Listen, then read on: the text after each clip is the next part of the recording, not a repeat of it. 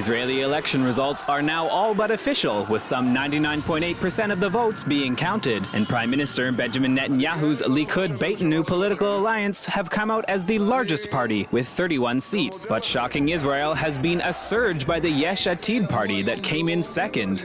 Election results are showing a near deadlock between right-wing and center-left blocs. Although Netanyahu will have the first chance to form a coalition government, the even split between the left, center and right will most likely force the prime minister to form a broad coalition across the political spectrum.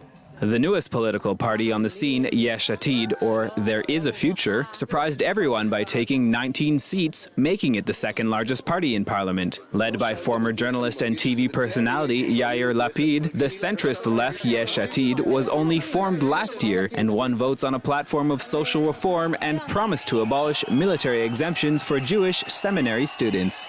Opinion on the street is mixed, with some in support of Benjamin Netanyahu's re-election and others glad that his power has waned considerably.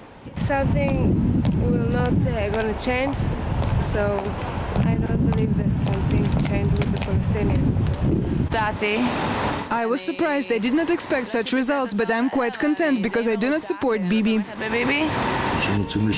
People wanted a change, and the vote's outcome is a no to the past and a yes to the future. I hope Netanyahu will drop more and more in the polls, and with God's help, the left and Shas will rise and strengthen, and a real change will come to the people in Israel. It's about time to bring down capitalism. It's about time to have affordable and social housing for everyone. We will have a very good government. Bibi will be the prime minister. With Benjamin Netanyahu's power greatly reduced, he has offered to form an alliance with Yair Lapid. However, Lapid has said he will only be willing to join a coalition committed to reviving the peace process with the Palestinians, which has stalled since Netanyahu took office. Professor David Ricci of the Hebrew University of Jerusalem thinks such negotiations will resume after a coalition is formed. Netanyahu will not form a moderate government. Netanyahu will form a government that's patched together from a great many different parts of the spectrum, the right mainly, a little bit from the center. It won't be a moderate government, but it will be compelled, I think, by international pressure to reopen negotiations. I think the President of the United States is very interested in that. European community is very interested in that. However, Palestinians in both the West Bank and Gaza are less optimistic that any change will stem from the Israeli elections. Whether the Israeli cabinet is either left or right, that wouldn't change anything, especially towards the Palestinian peace process.